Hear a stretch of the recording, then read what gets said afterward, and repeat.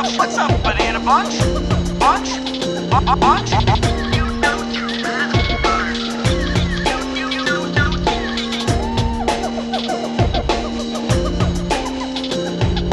Welcome to the Jungle Gyms podcast.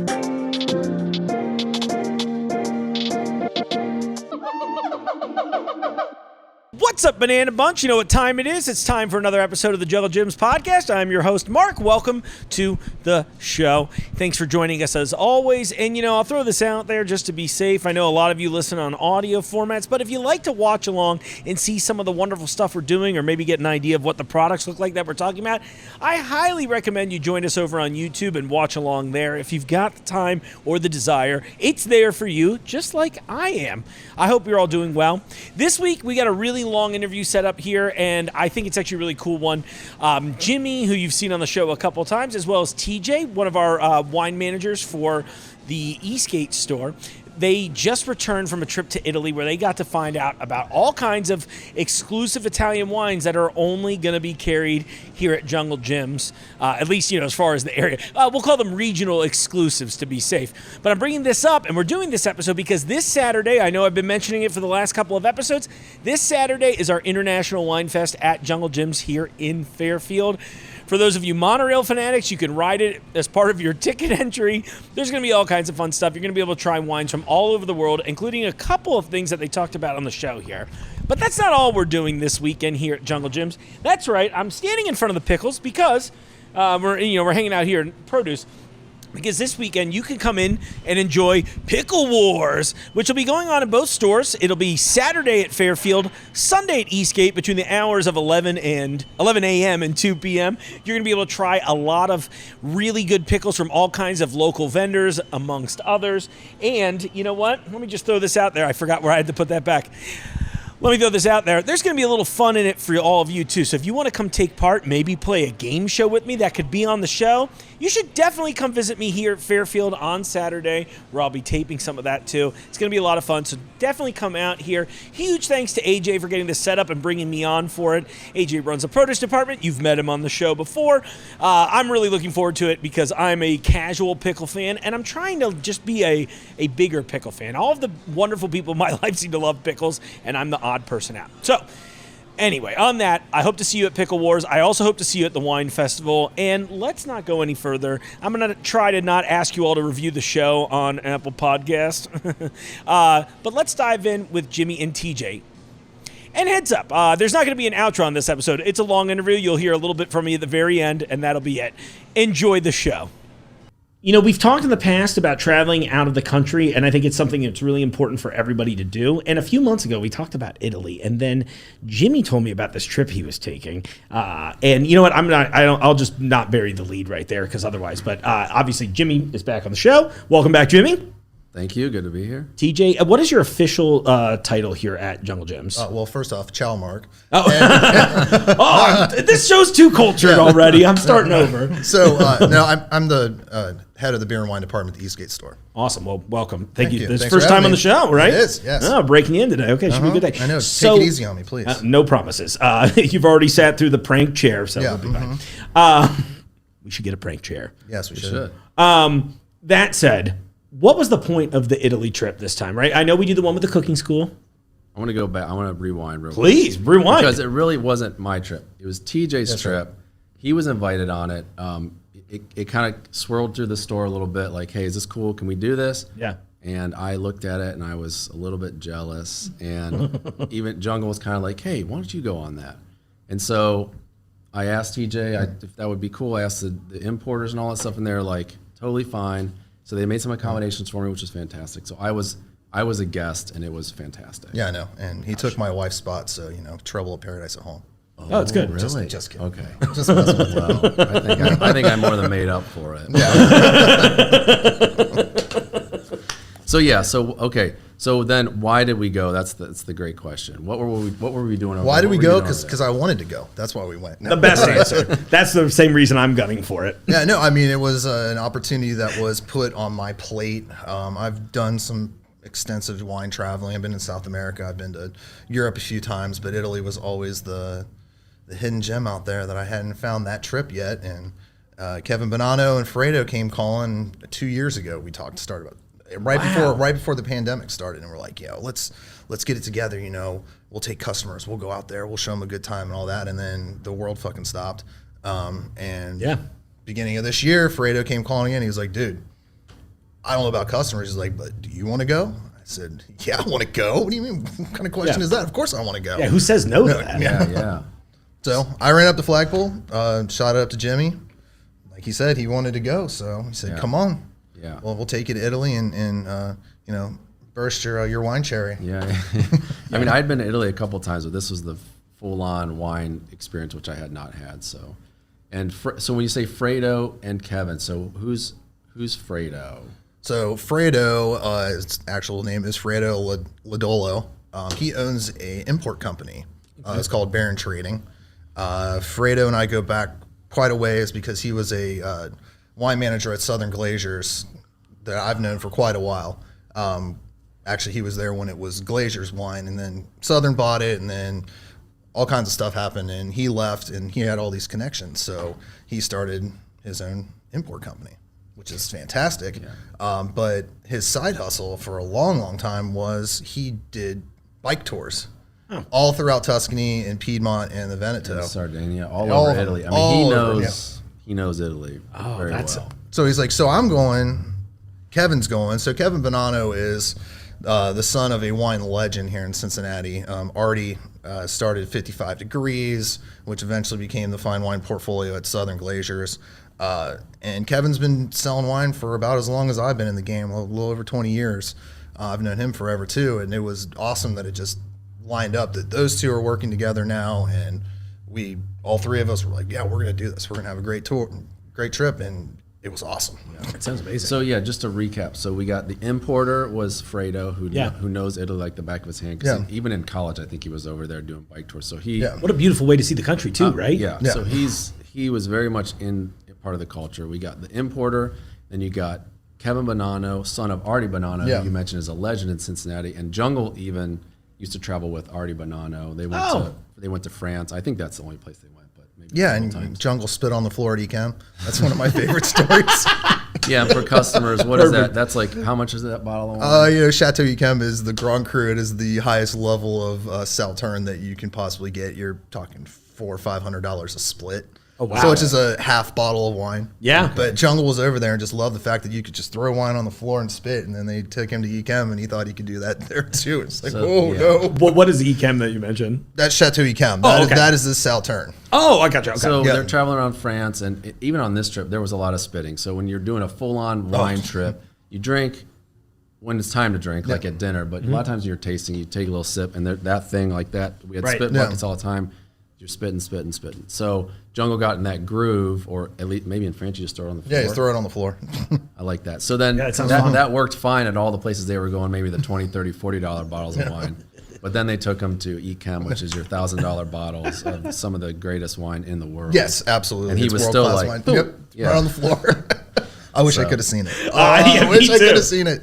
Yeah. So that's the legend. I'm going to bet Jungle to just dump wine on my floor in here in the meantime if he wants a little taste of the past. Sure. Yeah, so Artie Bonanno, classic. You got Kevin Bonanno, who I'd never met before. So to me, it was like second generation, because my dad and Artie were really tight, and Artie helped us build the current wine department through our old wine manager way back, Dave Schmer. So a lot of history here. I was excited to meet Artie, the son, sort of the next generations coming together. Yeah. And then, again, we had this great tour guide, Fredo, who I'd never met before, and Fredo was a blast. And then we had TJ, and we were with a couple other wine companies too. I don't know, what were they, Liquor Barn? Liquor Barn, yeah. And there was an import or a distributor out of Chicago. Okay, so it was a little bit of a mix of people, and it was a fantastic group. Everyone was super cool. Oh, I bet. Yeah. How could you not be at a trip like this, right? You get to educate yourself and have a little fun behind the scenes. So for customers listening, why do they care that we went to Italy? Like, what does this trip have to do with a Jungle Jim shop or shopping in the wine department? Well, I mean, I would hope that the majority of customers that come in here are looking for guidance. They're looking for, you shop at Jungle Gyms because that's where the pros work. Right. So what better way than, hey, I'm looking for Italian wine. Hey, get TJ down here. He just came back from Italy, you know? Yeah. It's a unique one-on-one experience that we can get here in pretty much every department. I mean, I'll say every department realistically where as the consumer, you're coming in here, but because we want to meet the experts. We want you to help me find that unique thing. So I'm not buying whatever, store brand bottle or whatever it is. I mean, and we'll sell you a store brand bottle too. Of course. I mean, we've got all that here, but if you want to find like, screw it, you guys thirsty? We just I'm opened always this up, thirsty. man. Yeah. So this is one of the wines. This is one of our wines. Yeah. So we're just, it's Wednesday. Let's open Amarone in the afternoon. Yeah, Wine Wednesday. Why not, right? There's a hashtag probably. Right. Yeah. So the customer should care. I mean, because we were going to find new wines that are not in Ohio yet, for sure. Yeah. So we were kind of, rather than buying the wine from the distributors, which we do day in and day out, these guys, we were going to the source, meeting with the actual wineries and tasting their wines and deciding if we want to bring this wine into Ohio or not. So we were kind of going to the source, and customers, we want to do that so our customers have new options that are not in the state. Yeah. Yeah. Well, not to mention this is a great way to kind of, not that we need to prove it, but I mean, it is a good proof of pedigree, right? Like, you actually went to the place, you know what I mean? You're discovering this stuff firsthand. And then we are, look, I say it all the time on the show, we're like the first line of food defense for the public. Right. Because we're going to go try those things, and then you're going to be the one to educate us on what we're trying, what we're learning about. So here, Amarone. Cheers. We were there. We saw it.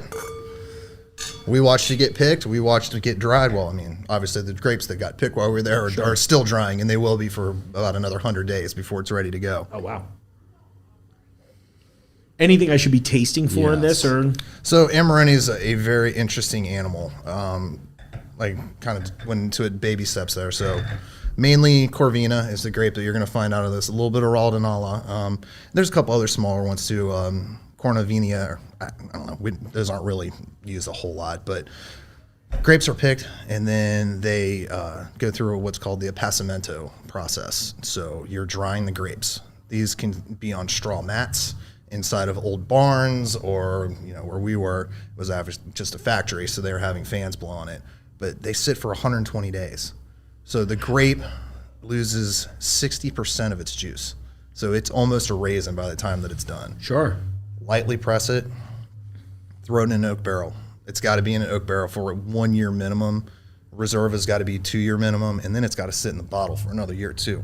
Wow. So this is hardcore stuff, man. Yeah.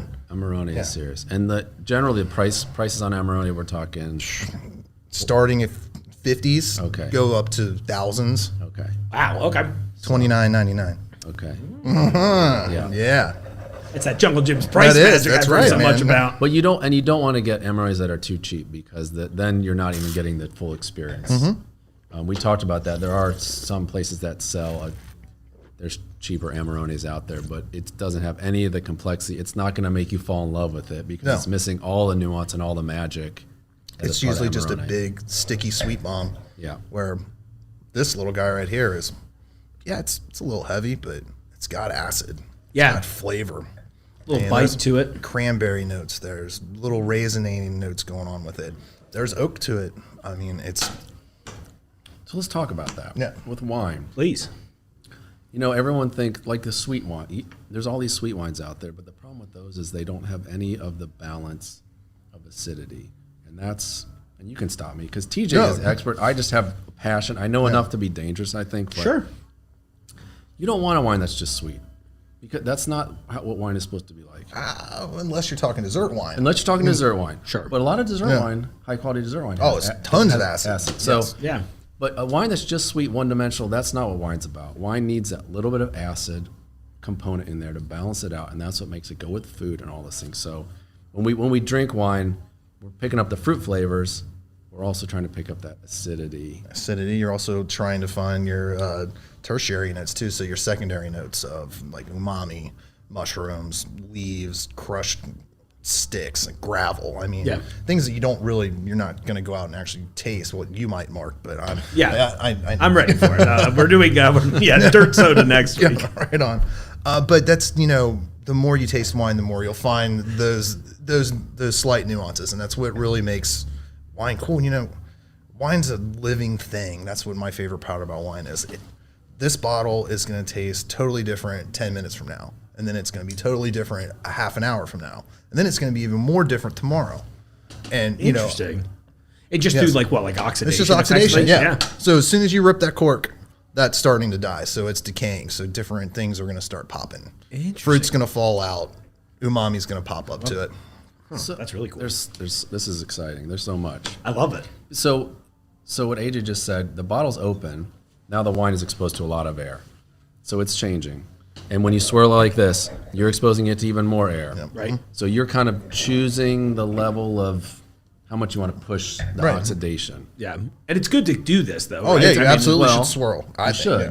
But some wines, depending on their age, swirling it can take away whatever's got left. Like whatever. So you're basically in control of the oxidation. But when the wine's in the bottle, so this kind of goes in all stuff, it's also oxidizing. But at only the air that can seep through this cork. Right. So minute, infinitesimally small. Right, and you'll know if it's not minute because then you'll get TSA, which is cork taint, and that means there's too much air that's gotten through, and then the wine spoils. Oh, okay. Is that how you end up with something kind of like vinegary almost by the time you get to it? Yep. Okay. Vinegar or hot sauce or hot sauce wine. Let's not put that into the universe. That'll exist. So like the oxidation is a huge part of the aging of the wine. So again, it's happening in the bottle through this cork, whatever air can make it through there. They put in the barrels. We'll talk a little bit about that later, I think. But the barrel, same thing. There's slightest bit of... Yeah, they're pretty tight. I mean, have you ever been to a barrel making facility? I actually haven't, but I'd love to see that so process. Yeah, go to Bardstown. Okay. Check it out. They make barrels. They make tons of barrel stuff. Yeah, I mean, they're not wine bourbon barrels. stuff. They're bourbon barrels. That'd be fun. I'd love that. Okay. No, it's a fun tour. Just make sure you got closed tennis shoes on. You know? Okay. No flip flops. Yeah. Don't Got a lot of rules don't for wear me. flip flops in general. No flip flops in general. My disability prevents me from hitting flip flops, so I think I'm finally safe. There's finally a perk to it besides the parking. So was I wrong? I mean, is there oxygenation that's happening in the barrel at the barrel phase or not really? Sure, there's some that's going to get through, but it's minimal. Minimal. Okay. So, anyways, the oxidation of wine is really how you can open a wine up, and all this stuff. So that's why we're swirling. This is a pretty big wine. Some wines don't need it, but any wine you really want to like smell it, whip it around and get it in your nose. And I should say that for the audio version too, since obviously if you're watching on YouTube, like I've been politely requesting, you can watch us smelling it. But there's such a you got to get that deep dive in the nose. Yeah, it should. I mean, and again, you're the expert. Yeah, but I think so. Get in there if you really want to. You want to get real geeky and do som stuff. Don't do one long sniff. Sniff it like your dog does. Oh, okay. Oh, see, I don't know. Okay. Really get in deep. Oh, and it does change the way you take it in. Yep. I never did that. Somebody in one of the Doubles? tastings was like, do that also, and then open your mouth too. Yep, you can to do that. See the comparison. I used to do that when I did bourbon in my past life. That was kind of a bourbon type thing. Yeah. And then, did you just see that? What he did? See what he's doing there? Yeah, we can hear the slight slurps, I believe. Yeah. So what is that? Swish it, and then you bring air in through your mouth too. So we're continuing to aerate it. Another level of aration. Yeah, aeration's a better word than oxidation. Yeah, it's funny. My kids make fun of me all the time. Like, why do you always drink your wine like that, Dad? Because I'm supposed to. That's why. And I worked in the wine department years ago, and when I first started, I saw the guys sitting around doing it, and I was like, you got to be kidding me. Nerds. Are these guys for real? But after a while, now I understand it. It's all about extracting those flavors to get it into your nasal passage. That's the way you enjoy wine. If you're just taking a sip and swallowing, I don't know. I think you're missing so much. I think that's a great way of putting it too. It's like, sure, you can still enjoy it on a very basic level, but there's like whole other world. I mean, the complexity of the beverage, you lose that really by not. And I think that's something that you've tried to impart a bunch of times on this show. But it's the same with food and all kinds of things. It's funny when you start viewing what you're intaking that way. I find you grow greater appreciation for it. Truly, Absolutely. Yeah, and that's where you get those smells, the evocative smells, gravel road, whatever. I mean, right. But it brings you places, and the fact that the wine has those flavors in there, it's pretty awesome. But you miss all that if you don't really take your time with the product. And there's not a lot of products you can take your time with nowadays, especially beverage wise. Most beverages are pretty one dimensional, the soda, the soft drink. Right. They're just like, if you sat, you wouldn't want to sit there and try to smell what's in those things. Yeah, no. But wine has all these layers you want to kind of start to peel back. Yeah, I love You it. can tell I get excited. But. No, I love it. Bring that passion. But when it comes to Italy, I was totally overwhelmed with the amount of wines we were trying. I don't know what we tried, I couldn't keep track of it all. Yeah. I just was. So this was actually, as far as a supplier trip that I've been on, this was the most laid back, easiest supplier trip ever. Yeah. I mean, still, we tried over 60 wines the 5 days that we were there sampling. Oh, cool. I've been on others where you're on the bus at 7 o'clock in the morning and you do 5 wineries and you drink 40. You have 40 different wines a day. Wow. Yeah. Taxing. Yeah. Yes, it's a lot. And by the end of the trip, you're just in palate fatigue. You can't taste anything. You might as well just go ahead and lick the wall because it's going to taste the same as whatever's in your glass. Yeah. There's a lot of flavors involved. Yes. So. Yeah, palate fatigue. And I liked Fredo, at least how I understood it. He said, we can visit a bunch of wineries, but after you visit so many, it gets a little. Well, yeah, you're all. Once you've seen a winemaking facility, you've seen them all. I mean, basically, there's not too much difference between, this press versus this press, or this sorting machine versus this sorting machine. Now, we didn't see the really cool, like the optical sorters. That's awesome. So that's high tech stuff. What does that even mean? It's where each berry goes underneath it's almost like a laser scan. To detect if there is the slightest imperfection. If there is, That's so cool. Then That's they get too kicked much. out. And That's it's just crazy. they only I know you're not a big fan of California wine, but Opus One out in California uses optical sorting, and if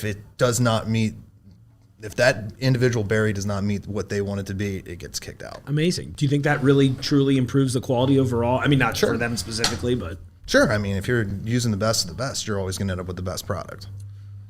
I love it. What are you thinking? What are you tasting? No, it's cool. I forgot what I was going to say. Yeah. Well, we were talking about Italy. What makes Italy cool? Yeah. Yeah, but all the wines we tried, I don't know. I kind of lost my train of thought, but that's okay. So let's start at the beginning. All right. Yeah. Well, I was going to talk about the presses. You said once you've seen one winery, they're kind of all It's the all same. about the same. But Now, cellars are different. I mean, seeing everyone's different style of cellaring is really cool. Okay. Especially if you bounce around the world and you see different things. The Italians do it different than the Spaniards do. The Spaniards are different than the French, and the French are different than the American. I mean, everybody has their own thing. Is your cellar inside of a cave? Those are awesome. Been saw a bunch of that those sounds before. cool. It's pretty cool. Yeah. When I was in Spain, we went to Bodegas Mamugo, which is one of my absolute favorite brands. But from press to bottle, everything is aged in oak. Like there's no stainless steel, there's no concrete vats, nothing. It's all oak. That's really cool. And it's awesome. I mean, their winery is probably half the size of Jungle Gyms, and most of it is giant, just huge oak vats. Whoa. Cool. Whoa. Yeah. So when we talk about producing wine, is it really the French that sort of made the standard process? Yes. So France, I don't know the steps, but everyone kind of copied France and modified it based on their kind of Because culture. they had the first classification system that was put in place. So when Napoleon decided that in the classification 1855 that these 4 Bordeaux's are the best in the world, these Burgundy producers deserve to be Grand Cru Class A. Everyone looked to those. What was Chateau Margaux doing? What was Chateau Lafite? What were they doing? And what can we do to mimic what they're doing to try to raise our quality level to that? So the French did it first. The Italians followed shortly after because France and Italy are pretty damn close to one another. Right.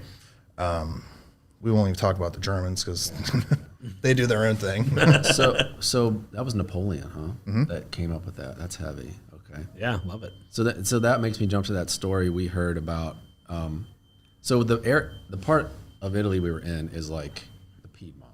Okay. So when people think of Italy, they think of Chianti and Tuscany. Right. But there's this whole other wine region that I think is better. Is right. The wine connoisseurs are like Piedmont is the spot. Even Maybe though we shouldn't tell people. Yeah.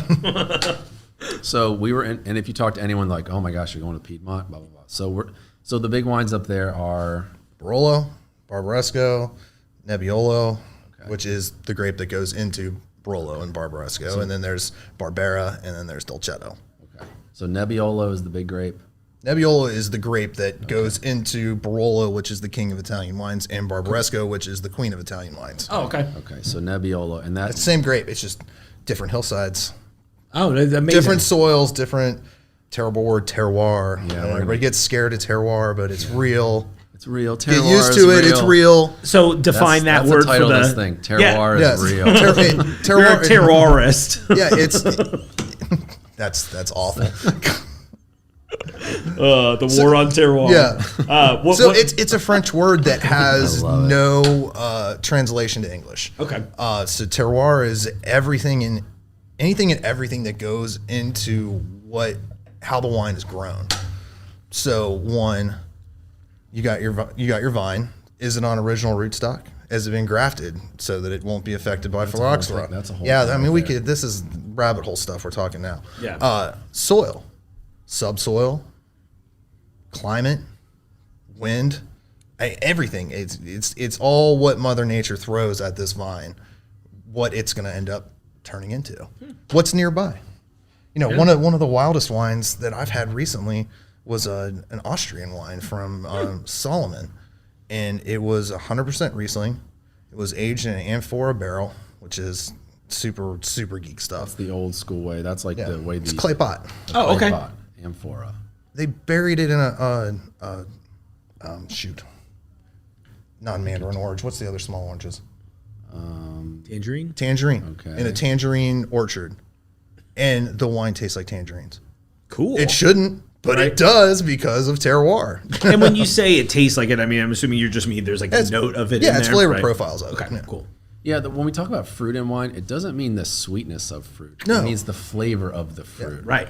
So when we say, oh, I'm getting some strawberry notes, it's not the sweetness of strawberry because sugar is a whole other component in wine. Sugar is what turns to alcohol, and sugar is kind of isolated out and becomes its own thing. So, yeah, it's not the sweetness of a strawberry. It's not a sweet blueberry. Right. It's just the essence. taste. Yeah. Yeah. That's beautiful. That's, yeah.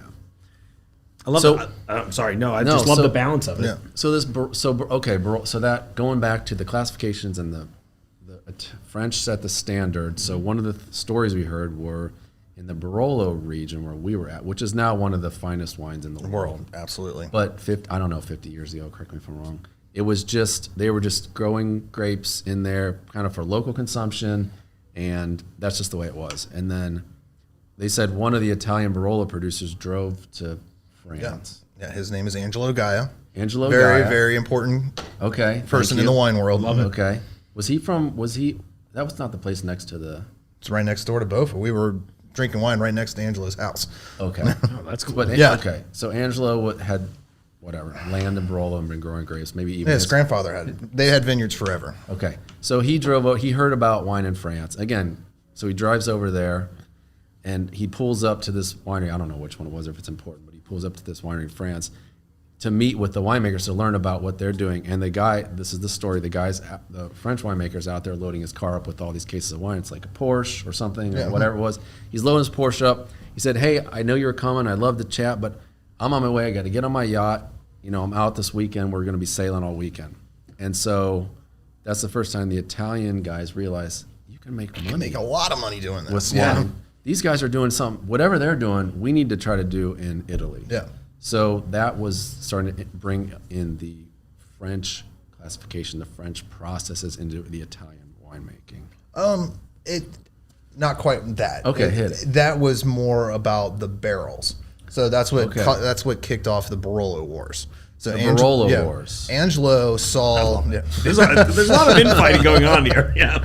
So Angelo saw, the French have these monster Bordeaux's. They're super heavy Cabernet Franc Merlot, and they're aging them in these small barrels. Now in Barolo, all that they used were giant vats, like huge barrels. I mean, size of this room, there's right? probably the pictures you shared with him. I'm sure we can pull one up. They're monstrous.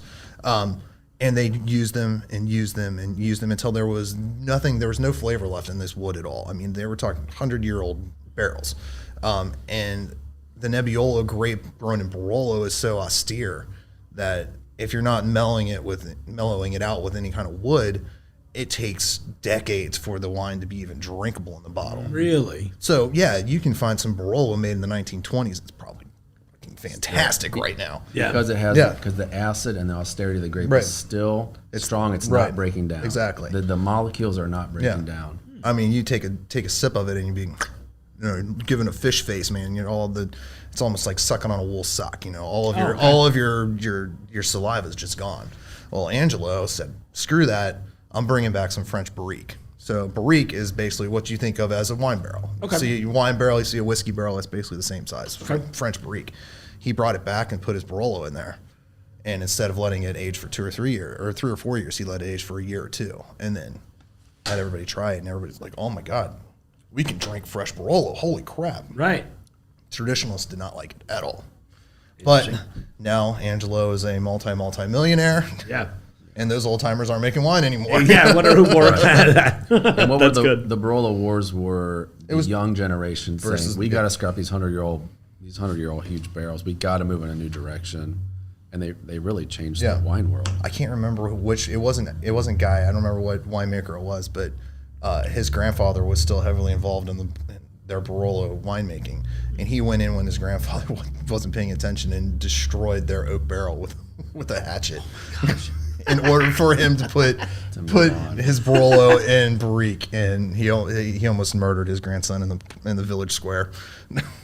It's amazing. So we're- Roller Wars were serious. No, it was definitely were serious. serious. Yeah, So we were So I forget what winery that was. That was Buffa, Carlo Buffa.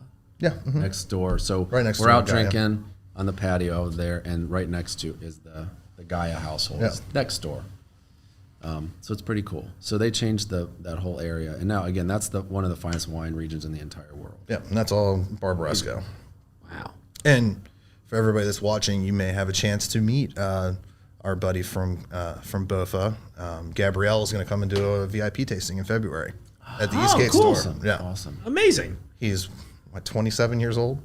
He's a pup making just crazy good wine, like stupid good wine. We haven't gotten it in yet. That's one that we're still waiting on, but I can't wait for everybody to try it because his Barbaresco it's as good as it gets. Yeah. Well, and keep me posted too. That Yeah. way I'd be happy to broadcast it out too. Yeah. The wines were good. Yeah. So okay, people put wine in barrels because of why? What You're looking pushed it? for added dimension to the wine. You're looking to mellow the wine, soften it. So the molecules of the wood or whatever interact. Yeah, with you're the, going to pick some wood tannin up. That's going to give you flavor. I mean, there's a good barrel should impact a little bit of vanilla notes to it. That's normally if you drink a big Cabernet or if you drink a Barolo, you're going to catch vanilla on it because that's what you want from the wood. You're taking this big austere wine and you're looking more to round it out. Okay. So the You wood want rounds it a out. softer mouthfeel. Cool. So that's what the When you say things like a softer mouthfeel in this regard, but it also sounds like you are referring to some of the flavors too. Like It does both. Okay, so Yeah. how would you describe the taste of it if you didn't do it this way? Okay, so unoaked Cabernet, unoaked Nebbiolo. I mean, austere is the best word that I can use for it. I mean, Yeah. it is just so powerful and so tannic that it's hard to drink. Okay. All your notes are going to be there. You should have cherry notes. You should be able to pull cherry just about any red wine that you try. You should be able to pull a cherry note off of it. Okay. But again, you're not going to have the secondary notes that calm it down. Okay. That makes sense. It'd be yeah. Tannic, I think, hard was- to like. Yeah. Yeah. You have to be a hardcore wine drinker Yeah. to say, oh, this is good. But most people would be like, whoa, baby, I Pass. can't even with this. Yeah. Okay. Cool. Now, and hearing tannic, that gives me a good idea of where flavor wise. Yeah. So austere, I gotta look that up when we're not on the air, just so I it's understand it properly. Just rough, man. Yeah. Yeah. Rigid. Yeah. Yeah. So the grape Nebbiolo, that means, and I might butcher this, but in Italian, I think that means fog. Does that sound right? I don't know. I'd have to look it up. I think Nebbiolo refers to fog, and that's the name of the grape, and that's why Which we saw plenty of That's while we when were there. we were out on the deck drinking, and then I don't know if it was the next day or later that day, but fog descended on the entire. No, it was like an hour later. Okay. We had too much grappa. You Okay. forget. So yeah, You lost track of time. and I love for a little grappa. bit, yeah. We could do a whole episode. I'd love that. Yeah, if we could just get some of the stuff that we had over there. Yeah. So we have an image. I only have the image of the fog, but we have Yeah. the vista where we're looking out over all the vineyards in. I don't know if that was Barbaresco. Barbaresco. Yeah. Yeah. And then all of a sudden, an hour later, we couldn't even see past the deck. It was just Yeah. covered in fog. So that's like the quintessential not terroir, but Sure. climate. That has a lot to do with terroir. Okay. So, you know, the kind of fog, the environments that descend on the grapes, all that affects how they're grown, all that stuff. But they need that fog too, though, because when we were there, they said the rainfall this year was minuscule. Just it hardly rained at all. Really? Yeah. Which I No, you need rain. drastically. Obviously, right. if you're it's getting down to the bare bones. Winemakers are farmers. Right. You depend on what Mother Nature gives you. Did you try this yet? I mean, this is You might want some more. Yeah. Yeah, Now, Since we definitely. first I'm in. opened it. now it's kicking chocolate notes out, some espresso.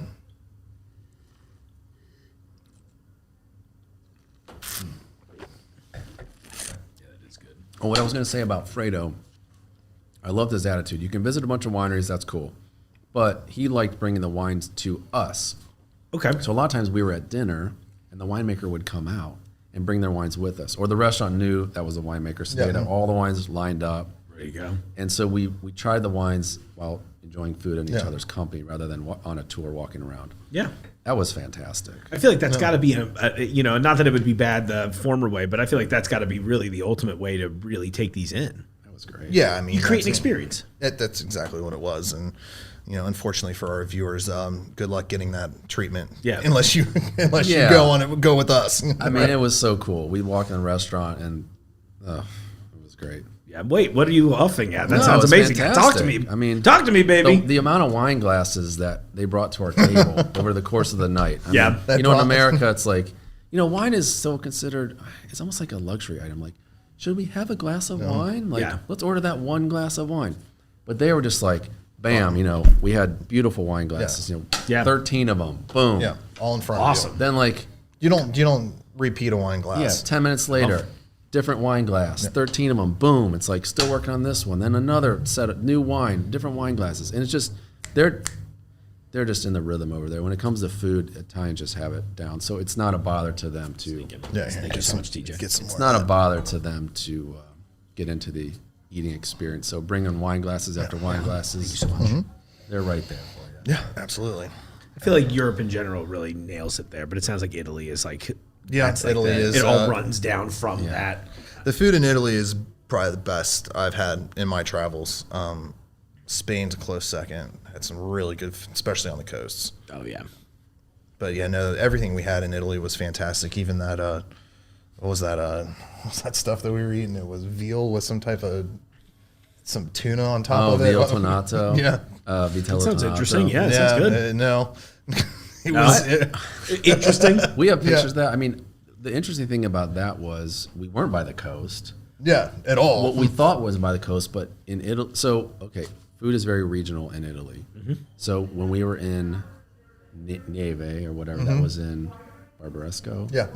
So every time we sat down to eat, we basically had the same appetizers. Yeah. Because everyone eats kind of the same things in a small region. Now you go to another region, they've never even seen the thing that the other place eats all the time. They have their own thing they eat all the time. Right. So in the first couple of days of the trip, it was always vitello tonato, which Yeah. is thinly sliced, like cooked veal Okay. with tuna Paste. paste. Yeah.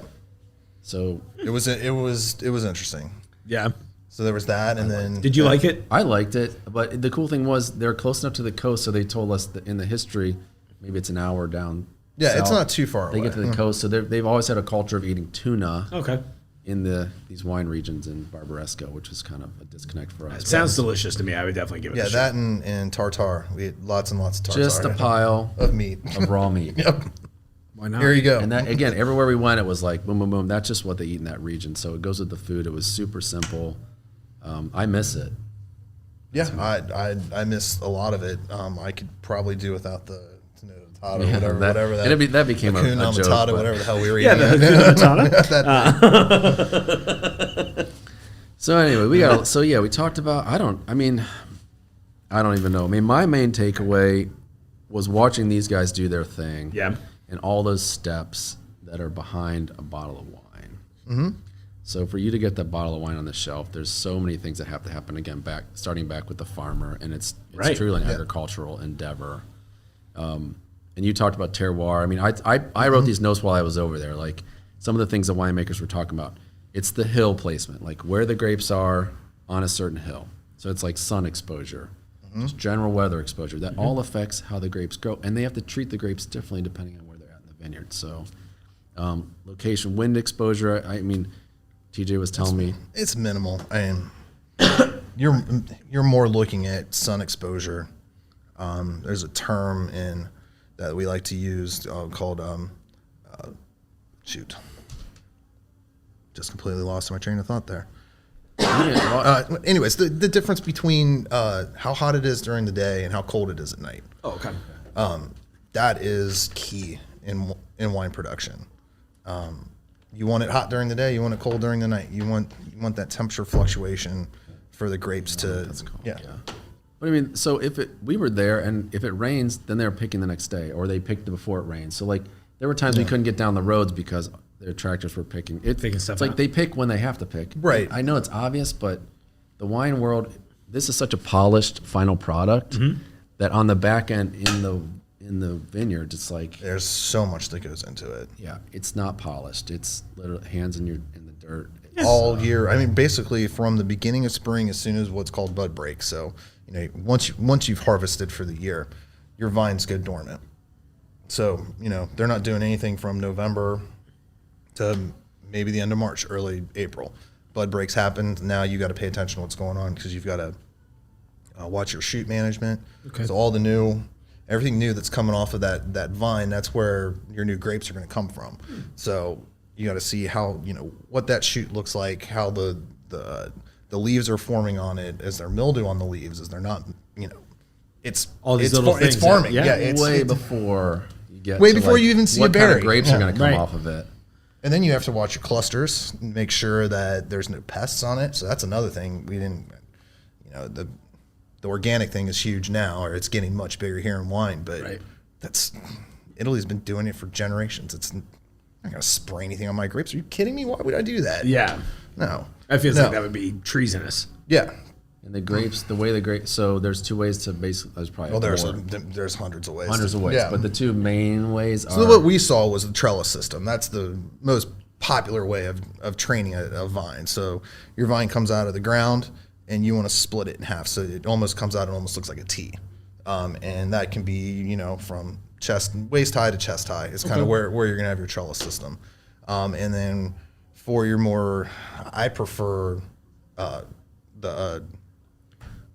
called, yeah, that was the French term, right? Yeah, daggone, I've got it written down here But the somewhere. trellis is for hand picking. Pergola. Pergola? The pergola system. So those go up almost as tall as I am, and then loop back down, and then your berries are hanging right at your face, basically. So they train the plants so they're easy to pick. Okay, So that makes it's sense. all about That was going to be my next picking question. us. And then one of them is machine. One of them you can machine pick. That's your trellis system. Trellis system Yeah, you can so machine those are fun because you just see these tractors. They sit on these huge wheels.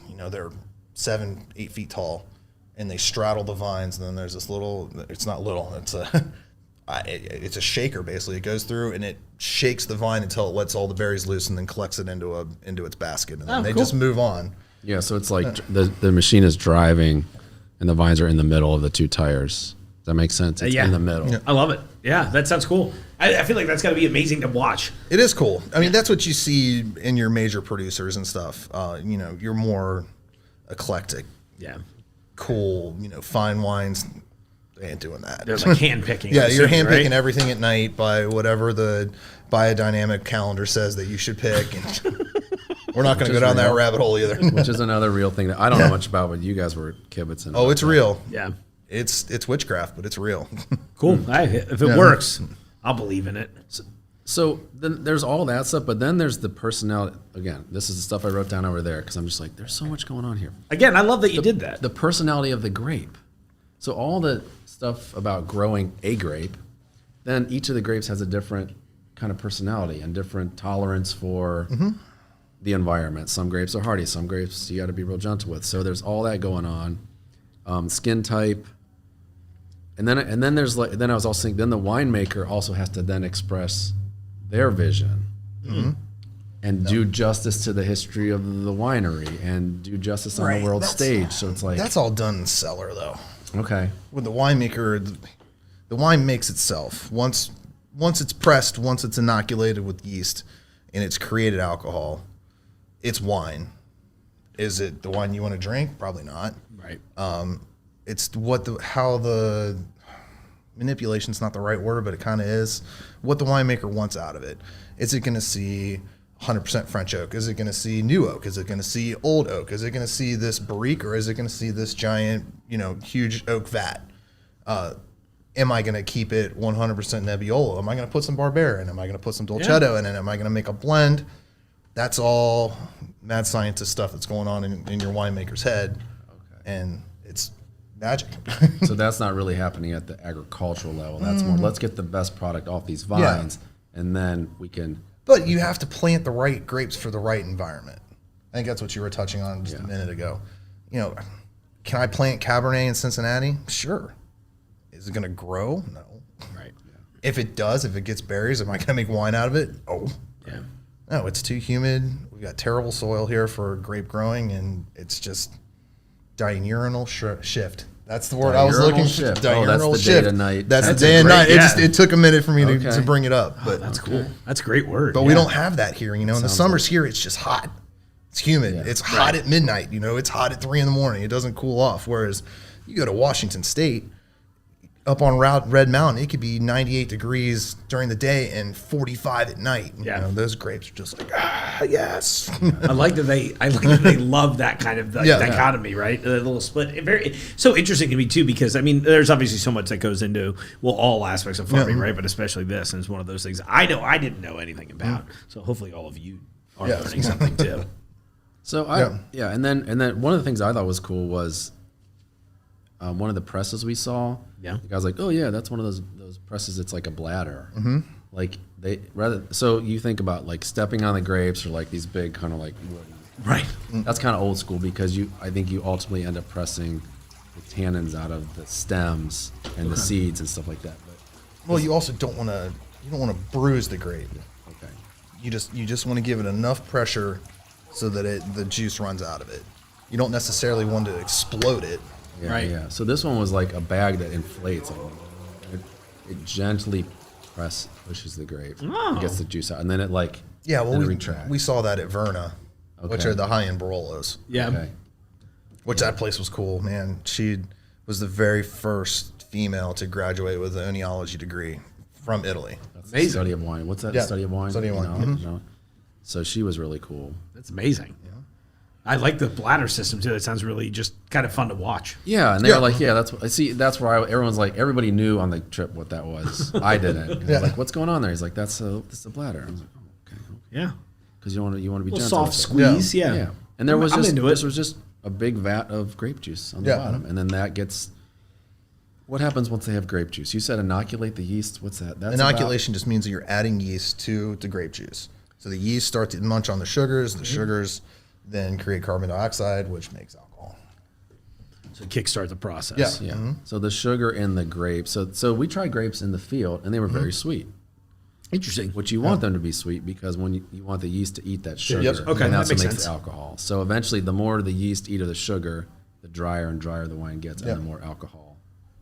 Very interesting, and that makes perfect sense. Yeah, as far as the process goes. But I was picturing the grapes wouldn't be sweet. See, again, this is me being the. That's what I was thinking. I was thinking, wine grapes. These are going to have some tannin, have some acid. Right. No, they need to be sweet because they work off that sweetness to make the wine. Now they're sweet, but they're not table grapes. They're not. No. They're not Lambrusco grapes. These are all vinifera grapes. So that's the two different kinds of grapes that are class wise. Thank you, by the way. Yes. You read my mind. Yes. I was like, oh yeah, cool. More yeah, vinifera.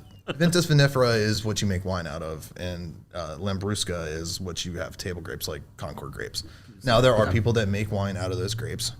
I personally will not drink them. We'll talk about that. Yeah, we sell them. We sell a lot of them. Yeah, they're very popular, but it's just not. It's not my gig. But again, those are the wines that are missing. Yeah, they're missing any kind of acid. But it's the balance thing. It's they're not balanced. It reminds me of our discussion about dessert the other night. We talked about dessert, how a lot of American desserts, generally speaking, are just like, all right, I'm going to make this sugary cake layer. I'm going to put a sugar layer in between, and then I'm going to frost the whole thing in sugar. And so there's just one note. It's like different textures, but all one note. But then we were having that Mediterranean honeycomb cake the other night. Oh yeah, which was beautiful, that right? Was fantastic. It was so balanced. Layered. It looked like it was going to be an opera cream cake. It was I was worried about it, but it was kind of dry. It had a little crunch to it. It was wasn't awesome. sweet. Oh. When I saw it come out, I saw them serve you the plate. I was like, this is about to be hilarious. Yeah. And then it was really balanced. I was like, oh, this is not funny. It's delicious. I went back in a couple times on that. Yeah, it was great. So I don't know. I mean, we talked a lot about cork type. This is a personal. Are we talking too much about the details of wine? I don't know. That's the whole point of the show. It's fine. Yeah, Cork. talk to me, baby. Cork. Yeah. What about the cork? Cork is a whole thing, man. Cork is a whole. And some of the people on the trip, I'm kind of a cork nerd. I don't know that much about it. You've been to Portugal. That's where a lot of cork comes You from. say cork school? Cork nerd. Oh, I thought you said you've He's been to Portugal. Cork. Yeah, I've been to Portugal. There probably is a cork That's school. what I was like, oh, you've been to cork school? Yeah, that sounds great. Yeah, he was too busy soaking the cork. So yeah, I mean, Hopefully Lorne Michaels doesn't sue me for that one. I don't know good. what that is. You guys got me on that one. I don't know. So Old we'll SNL explain you. skit. Yeah. So I don't know. Just So cork, man, cork comes from it's an oak tree, but Right. it's a specific kind of oak tree. It's a cork oak tree, and it's made from the bark. it's the only tree that you can take the bark off of it and it doesn't kill the tree. Yeah, And it's like but thick. they take so long to grow them, though. Those trees are. I don't even. I probably should have looked it up before we were. I think doing it's this podcast. 21 years to get I your wanna first say- harvest of cork. Yeah.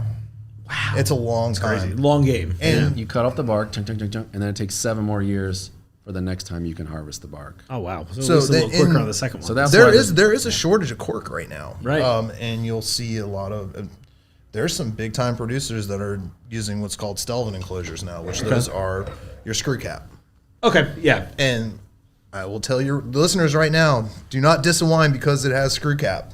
There's nothing wrong with it. It actually ages better than cork. Really? Cork is more fun. It's more aesthetically pleasing It's a to traditional- get your corkscrew out and pull that sucker right out of the bottle. That's fun. But a Stelvin enclosure, you won't get a cork bottle of wine 'cause there's no air that's being able to get to it. And majority of what you're having at restaurants is Stelvin enclosure. Yeah. Do they age in Stelvin? I thought Sure. Stelvin is still aged. Okay. Yeah, I thought that was absolutely. like a discussion where. Okay. Well, there's more and more research coming out of it because it's a newer thing. Okay. But no, cork is cool, and there's different kinds of cork. This could be a whole nother podcast. But Yeah, I'm not really. Save it for the cork episode. It would. Save it for I the need to cork- do a little we'll get bit more. cork expert. Yeah. Someone who's gone to cork school. But anyways, it's a very cool product. It takes a long time to harvest it, so it's very labor intensive. And there's all different kinds of cork, and if you start looking at them, you can see which ones are composite, which ones are high quality. Sometimes they glue them together. So Sure. it's just it's a little, and generally I would say a wine with a nicer cork is going to be a nicer Yes, bottle of wine. absolutely. If you're investing money into a nice cork, then you truly believe in the juice that's in your bottle. Didn't we talk? Was that the Giancarlo guy that said his Yes. cork? He He guarantees it 100%. Wow. Best cork in the world. guaranteed that it's not going to have any chemicals in it that can cork your wine Right. or whatever. But what did he pay? He's paying $5 a cork? Yeah, But you can pay up to $12 a cork or something that's madness. But yeah. Yeah. Wow. But so this dude grows all of his grapes, everything 100% biodynamic. This is one of the guys we visited. Yeah. We sat in his house, like his daughter Yeah, was there. we didn't go to a winery or anything. We went to his Yeah, house. this is some dude's house. Showed Yeah, up to his perfect. I love house. it. He's pulling bottles out that don't even have labels on them. They're just written with chalk or marker. I'm like, try Right. this, and this. But yeah, I mean, I think he gave you the education of a lifetime on biodynamics. yeah. What did someone ask him? Like, what's the difference between No, that was organic Daisy. and biodynamic or whatever? Yeah, oh And he was boy. like, how much time do you guys have? Like, Yeah, right. He's like, I'm here all night. I live here. Yeah. Are you guys ready for this? Yeah. And it was very fascinating. Huh.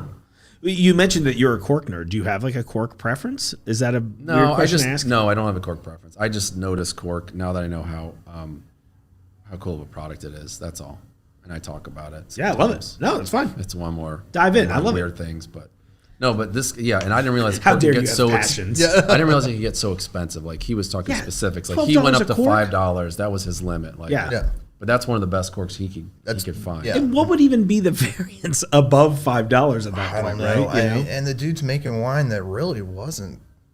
Actually, let me look it up real quick. His wines weren't really all that expensive, really.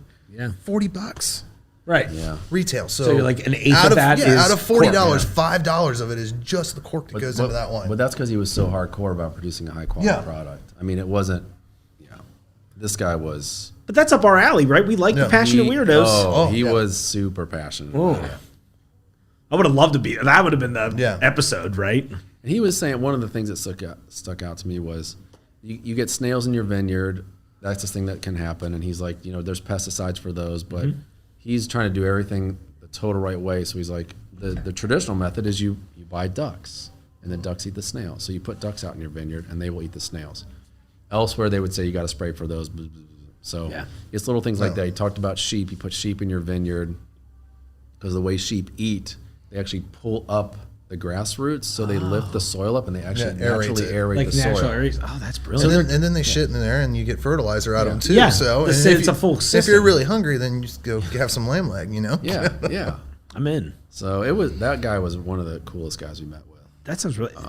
I love that you had so many personal. I mean, I knew you'd have personal interactions, but I like that they were so fruitful too. That you get to have these kind of amazing experiences. Yeah, we haven't even started talking about Bronson yet. Bronson, yeah. Oh. And then the fact that we were we're a small retailer, but we're not a small retailer. Sure. So we're mom and pop. We're mom and pop, but when we were talking to some of these other people that are like 30 chain grocery stores, sure. The amount of business we do is like kind of crazy. Yeah, they just could not fathom what we pushed out between the two stores. Well, I think we are in a very unique position. I mean, we mentioned that we kind of touched on this earlier, though, that people drive from all over for our expertise, right?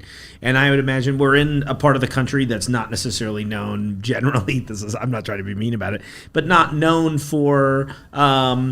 The Midwest is for a long time has been flyover states, right? So it's like not a place of culture. So it's like when you have something like this, we're such a bright spot. I had a guy in here that literally walked in right before you guys came in from the UK who came specifically as part of this US tour he was doing just because of what Jungle Gyms could offer. So I imagine that's got to be. I wouldn't say uncommon, but that's something that we kind of should revel in a little bit. It was interesting being with other retailers, and it was cool watching you guys taste.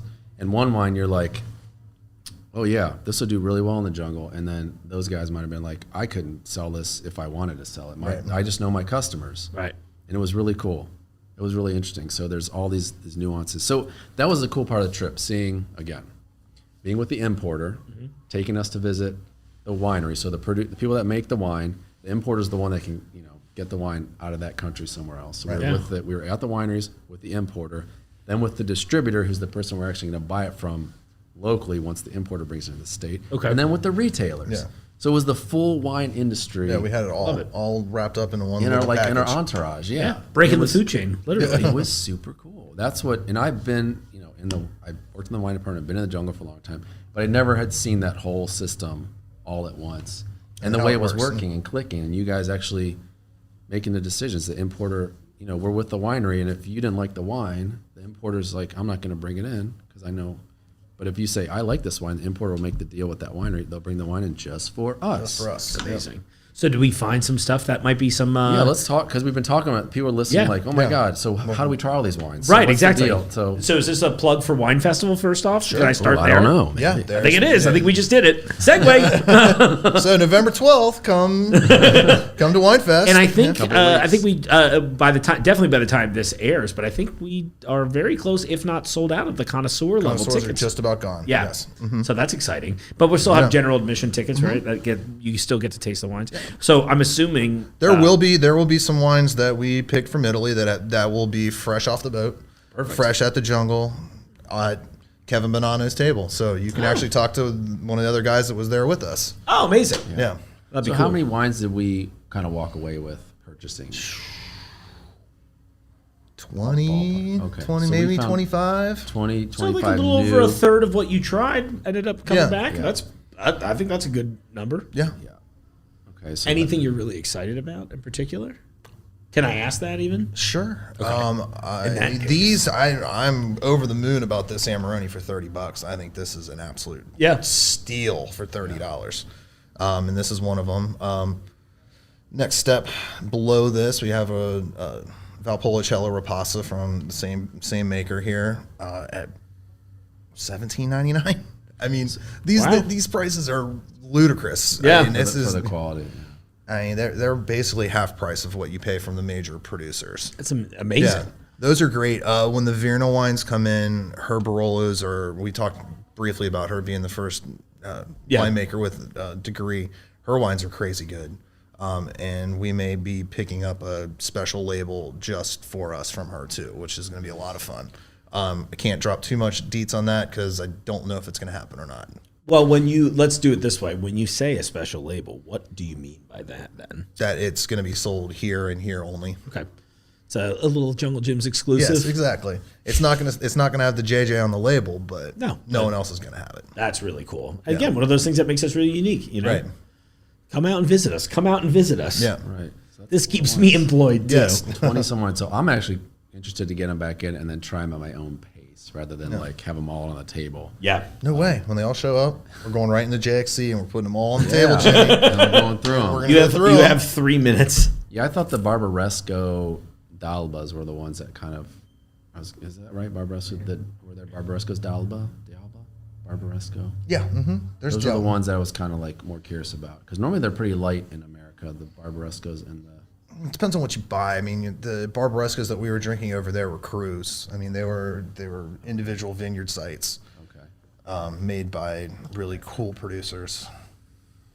So a lot of wines coming in. We're going to set up 2 displays, and this is, I mean, TJ, I'm telling you what TJ told me. We're going to set up 2 displays, or at least a big display at Eastgate. Yeah. We know that. Yeah. There'll be a display in Fairfield too. Okay. Yeah. We're going to put a video up of our trip and our travels, and Probably some clips from this. Perfect. too. Yeah. Love it. That way they can get a deep dive too. Yeah. I think that's so fun about this. So, of course, thanks for having me be a part of it too. I appreciate it. I love learning about this stuff. I'm slowly but surely trying to really dip my toes in everything. Okay. But not physically in this case, you know, now that I heard that we're not stomping grapes anymore. Yeah. I mean, but you take baths in chili, so I'm sure I would that bathe in a nice Barolo, a little Barolo bath. Let's go. That's this year. Yeah. How do we tie that in with Cincinnati Heritage? I don't know. They won't care otherwise. And we might want to go back next year. I mean, I want to go back. I think Fredo's going to take us again. I call it Barone train. But it's not because it's from the Baron. It's from the Baron. Yeah. Yeah. Okay. So I feel like between this and our Dawn episode, you would live in Italy happily ever after forever if given the opportunity. I don't know about living there, but I definitely like to travel. Yeah. That's good. Sure. Yeah. So the side of Fredo's book that we haven't touched on yet is Tuscany. Okay. And he represents a lot. So he floated it while we were there. Do a Tuscan trip next year. Hey. I said, hey, if we can get it approved, I'm all for it. And also, Fredo might be your guy, or you're working on a trip. Yeah, we're doing customers. Doing customer trip. I was going to be one of my questions. That was one of my big questions, honestly. Yeah, so. we're very infant stages of that. We've done trip to Oregon. We've done a trip to Napa. We've done a trip to Portugal and Spain. Next year's Italy with Mr. Fredo. Yeah. I will have a lot more information probably about the first of the year. Fredo is still in Italy, and he's going to be there for another 2 weeks, tying up loose ends for not just us, but for a lot of people. Yeah. So, and by the time he's back, then it's November, and this will be your first holiday in the jungle, won't it? No, second one. I came in I'm honestly, I just passed my first year. Oh, well, congratulations. Yeah, you guys are stuck with me now. It's good news for me, awful news for all of you. Yeah. So, yeah, I mean, November, December in the jungle, especially in the beer and wine department, is just crazy town. So I'll have more information, but yeah, we're definitely going to do customer trip to Italy, mainly because then my wife can go and I quit getting shit on at home. Of course, no, I get it. Like whatever it takes. Yes, like fine, we'll go to Italy. But just stop. I need her by my side because you take 25 people to a different country and you drink wine all day. Sometimes it's herding cats, man. It takes multiple cowboys to get them all. Right. That's a lot. Get them all on the bus. I'm bringing my saddle on the trip.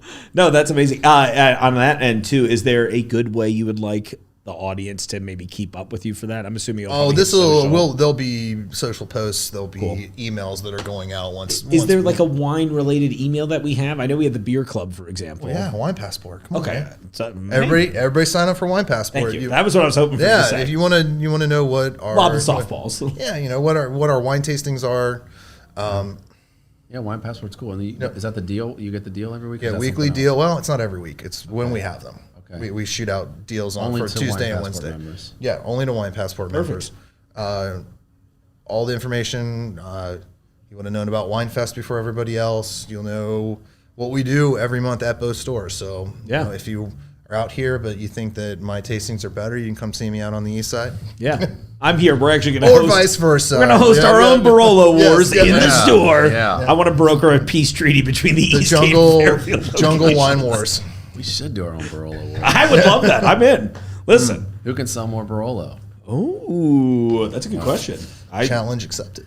Yeah, good. I was like, I can't help. I can a little bit. I'll just tell everybody it's happening. Yeah. So Pick your favorite store.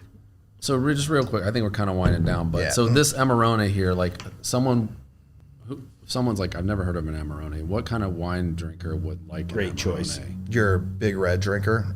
I could steal any California Cabernet drinker and be like, come try this. Okay. Because it has a lot of the same characteristics. It's heavy, heavy on the mouthfeel. It's got a lot of tannin that grips you. It starts a little bit up in the front towards your incisors and works its way back towards your molars. That's a sign of a good wine. But there's so much more going on here than what you get off a $30 Cabernet. Yeah. Okay. Simply complex. I kind of get that. Yeah. You know? No, and complexity is where it's at. And I love it that it. Why be bland and boring? Yeah. Hey. Yeah, you're talking to a guy in a psychedelic. Yeah, club. exactly. Yeah, literally, I get you. No, it's beautiful, and it's been wonderful to really notice. For me, as I'm still really kind of new to this wine, I'm honestly hoping. I'm looking at the wine festival itself as like a great kind of just easy way for me to dive in and learn a lot at once. You know? Oh, you know what we haven't talked about that we probably should talk about? Oh, yes, please. So, Wine Fest. You gonna drink the whole day or you gonna spit? Oh, I would assume. better. I think I'm gonna have to be a spitter. You better spit, man. Yeah, And because don't it's gonna be be a ashamed. nightmare. Don't No be ashamed. shame at all. Yeah. There's spit buckets and AK dump buckets too at every Yeah. table. I'm into it. And you gotta be crazy not to do that. Yeah, you will be completely sideways falling down the steps Right. if you go through and try every single one of those wines. And there will be people that will do it, and you can sit back because you spit and be like, look at that idiot. Yeah. Like, It I'm making that never out of the fails. game. It Yeah. never does. But to all of our audience, don't be scared to spit if you're going to be trying just Pro tip. tons and tons of wine. Yeah. And that's the pro move too. I mean, I've never seen an amateur in the spit bucket. Yeah. You know, I mean, how much wine can you really taste before your palate gets? It depends on how. I think it's Okay, there's person no by standard. person. Okay. Yeah. Okay. I keep thinking about how honestly the funny enough, the first person ever told me about the swirling of the glass, for example, was you. Yeah. When I just happened to be, it was like really. Oh yeah, early. the guy pulled you into a wine. Yeah, tasting. it was Like, great. "Come It was on, awesome. man." I was just sitting there and I was taking pictures. I remember, and I was texting it to one of my friends, and she's just like, "I can't believe you're just sipping these at 11 in the morning." I was like, "Yeah, no big deal." She's a big wine fan, Yeah. so it was really funny. I was like, "Oh, well, sorry, Sable. You can't enjoy this the same way that I can." But no, it was really nice. And so like that was just that one thing where I'm like, oh. A slight touch on like the aeration process and how it affects the wine. So what I was going to touch on before was that it's been nice in the last hour we've been in here to notice how this has changed and grown Dramatically. Yeah, I mean it really is. It's a totally different wine than we tried an hour ago. You mentioned the chocolate note. I picked that up quite a bit. I also get kind of like a little bit of maybe a peppery kind of a thing. Yeah, you can get some pepper off of that. And that's the cool part about wine is it's a living product, Right. like you said. Even as it's grown, even in the bottle, it's still changing. And so, And it's great. You know why it's so good with food? It helps digest everything. Oh yeah, It's digestive too. perfect. Eating the food for you. It's like, all right, in that case, I'm like, don't ruin this. This is my addiction, okay? well, what do you guys think? I think we nailed the I palate. think we killed it. Yeah, listen, Jimmy, I always love when you come on here, and I always like that you. I really like when you take the leadership role in this, especially if it's a topic you're passionate about. I appreciate that. Yeah, I mean it truly. Like for me, I occasionally wish I could be the audience. Do you know what I mean? Yeah, okay. Where especially for something like this that I am very curious and interested about, and I have to imagine that I am similar to probably a lot of audience members who maybe we're drinking the sweet swill because we just don't know better, right? And there is kind of a barrier to entry. I joke just watching the internet enough that here's a great example. I'm a relatively recent coffee convert, right? Like in the last 5 to 10 years. And the reason was I have a pretty wide palate and interest of taste, but I found that going to a coffee shop was always an anxiety inducing experience because I'm like, oh, you have like 30 things on this menu. What the fuck does any of that mean? What is a flat white? Or you know what I mean? And the thing is, if you're going to any of the chains, they don't have the time. You know, it's like what 16-year-old behind the counter wants to be like a macchiato. You know, they so that's awkward. And I imagine that probably happens in a lot of other food and beverage related things. So again, maybe this is just me speaking to the success or the power of Jungle Gyms, is that I never feel that way when I come. And I know I'm an employee now, but even as a customer for the last 20 years, I never felt that way with like any of the topics, right? Like you guys always seem really interested to be like, no, let me educate you. And now we have an opportunity to do this through the podcast too. So I'm really hoping, if nothing else, we're just converting a whole new audience of people to go like, oh, you mean I don't have to go to Bill Jill? I can go and try something a little funky, you know? We can guide you. Yeah. And I appreciate you saying that about me. I do have a lot of passion about it, but I couldn't have done it without TJ because I don't know the real details, and I wouldn't want to be up here spouting about. I love it. Small, medium, large. It works. Yeah, you know what I mean? yeah. I'm interested. I want to learn. I know you're passionate. You're obviously an expert in what you're doing. You're thank TJ. you. It's amazing. Yeah, seriously. Thank you. Yeah, I TJ, appreciate it. You got a lot of compliments on the side. They said that TJ knows what he's doing. I mean, I asked some of the guys because I was like, are we doing okay? Is TJ going to remember all this stuff? Right. And they're like, no. He knows exactly what he's doing. I could tell he took notes. Look at that. Yeah. You guys both came with notes. It was amazing. Yeah, because it was too much wine for me. Remember that, a lot. audience. Yeah. It was a lot.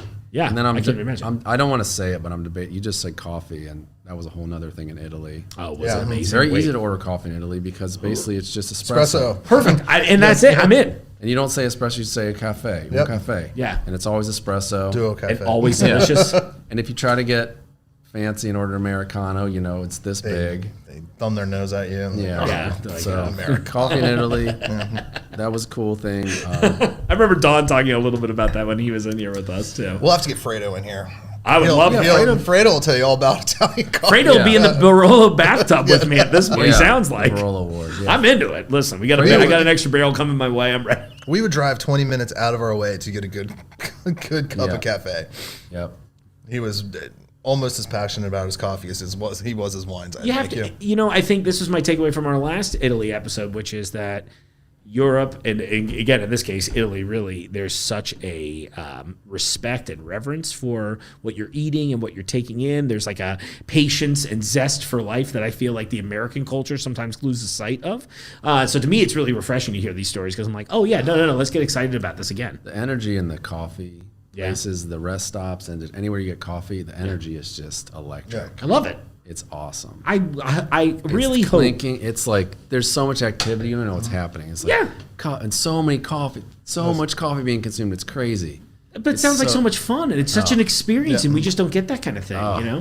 It's kind of intoxicating. Well, next time you go, I'm going to have you make So is that coffee what we list need? notes. I don't think you can do it in America. I don't think we could do an I don't think espresso you can do bar it. in stores. I think we could. I don't think know. we could. I mean, Starbucks But doesn't do it. They've I know. got Let's beep, not do. beep, let's you know. not do what Starbucks does. Let's just do a straight espresso bar. It's the this thing going on. It's the Right. tamping. There's clinking. Yeah. I'm into it. Let's make that happen. I mean, if man, not, we remember just do that- one right in here. We'll try it and see what happens. We'll have a very limited group. I've got like Remember that 6 old lady chairs. up in Santa Luga that she opened the restaurant for us, and I mean, we ordered Yeah. so much coffee, and she was just making a racket. It sounded like she was clanging pans around in the bathroom. Yeah, I mean, they don't care. If you're She might have. I don't know. If you're hungry in Italy and they're closed, they'll open the restaurant up. They're not gonna let you go That's hungry. beautiful. No. Yeah, They that's love cool. food so much. And then I thought you were gonna bring up that gas station we stopped at that had the pig roasting on a Oh spit yeah, that was awesome. at a gas station. Yeah, It's my kind of gas station. Yeah. yeah. This place was legit. I mean, every what were they even called? They weren't gas stations. They were Auto grills. auto grills. So you would go in, and not only is it a coffee bar, but then they have like a sandwich shop, but like a really not Subway, none of that but stuff. like a good, a delicious legit sandwich shop. And then this place off to the side is just a barbecue joint, whole pig on a spit, Yeah. roasted amazing. away. Yeah. Oh my gosh. All right. Well, so I'm going for sure. Yeah. Even if I what I'm listen, saying. I'm just going to pull a Jimmy next year. When I hear about this, I'm going to ask both of you. I'll be like, listen, guys, I think there's a lot of action for the podcast Yes. on this. The customers really need me to leave the country. Yeah. So that's me. Well, guys, thank you so much for coming on. I No, appreciate thanks, it. Mark. This is It was fun. beautiful. Yeah, it's always fun. Thank you, TJ. Yeah, you're welcome back anytime. Let me know when you've got any updates on any of that stuff. I'd love to broadcast it out there for you. And of course, Jimmy, thanks for sharing your knowledge and passion. I appreciate that. I had a blast. Awesome. Me too. Well, that's the show, everyone. Hope to see you all this weekend at Wine Fest and Pickle Wars. I wanted to close this episode out with everyone's favorite instrument, the bagpipes. In the meantime, I'll see you out there, well, at Wine Fest. The Jungle Gyms podcast is recorded in the WJJI studio inside Jungle Gyms International Market in Fairfield, Ohio. The Jungle Gyms podcast is produced and hosted by Mark Borison.